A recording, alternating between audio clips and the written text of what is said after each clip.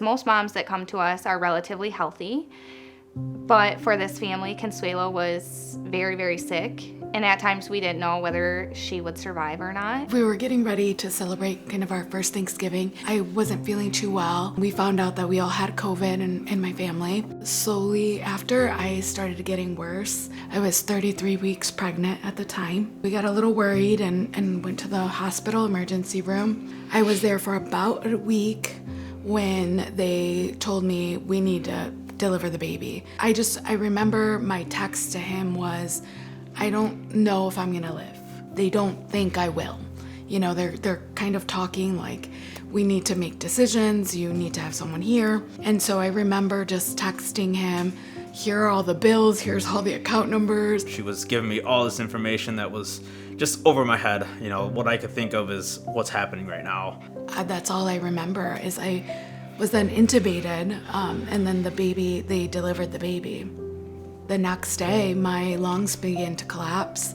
I had liver failure, kidney failure, my right side of my heart failed. I had blood clots shooting through my entire body. The clots carried an infection that traveled to my eyes, and so I'm completely blind from my left eye. That was an ultimate low, obviously having a baby born early and in our NICU, but then having Consuelo so sick is something that we just don't deal with often, I would say. Most moms typically come in and deliver and are relatively healthy people. After birth, it seemed like everything just went downhill. My wife did a lot. She took care of bills and anything that came up. And I took it for granted, not knowing, the stuff that she does. And when it was handed to me, I did what I had to do. Splitting my time was the hardest thing I could do.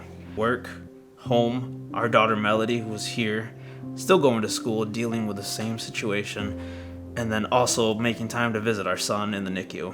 I'd made a promise to my wife, that I would visit him every single day, no matter what.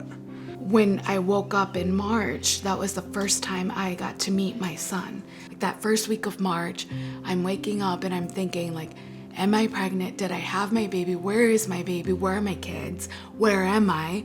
What happened? What month is it? What day is it? Like, where are we? I mean, that's the first time I got to meet my son.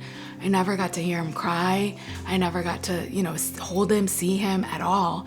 And then the next time was when I was at Mary Free Bed. He was able to bring him in for one of my therapy sessions.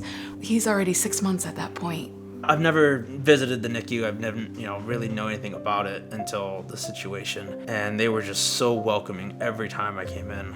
They would just fill me in with information. He drank so many, milliliters. He went to the bathroom. He took his first bath.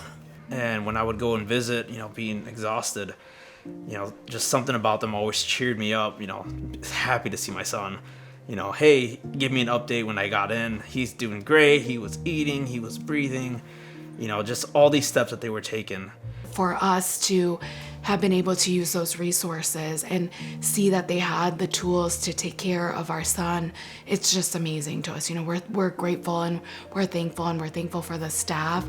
There's a couple of pictures where I'm maybe just waking up from sedation and they've put an iPad in front so I could see my son.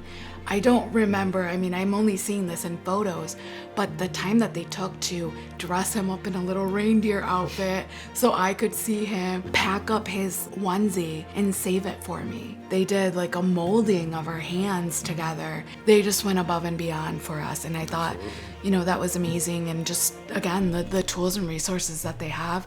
And I know that they need so much more because, this is really important for us. The first nurse I met was Melissa. My priority was getting him stable, making sure all of his vitals looked okay, and getting him into his dad's arms. She was so nice to me.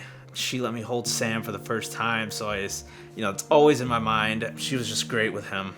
It was really nice to hear updates from him about Consuelo because we wanted to know how she was doing. Our whole team did. We wanted to make sure that we were supporting them in any way that they could. For us, miracles are evident. For me to be here, going back to my appointments, I had my 3-month checkup back in August, and when I walked into the room, the doctor said, miracle. That's all I can tell you. She's like, everything that I've tested you back, from what I can see looks normal. And that's a miracle because you did not have a normal situation. Life now has been wonderful. I mean, we're enjoying every day, every second together as much as we can. This is the reset, right? We're like gonna do our first Christmas, our first Thanksgiving. You know, I'm very happy that my wife is home and she's getting back to her normal life of spending time with her kids, cooking meals, just coming home after work and seeing her here is just the biggest blessing that I could have. I still keep in touch with the nurses and they're always asking how Samuel's doing and Melody and you know, it's just a big care, a lot of care.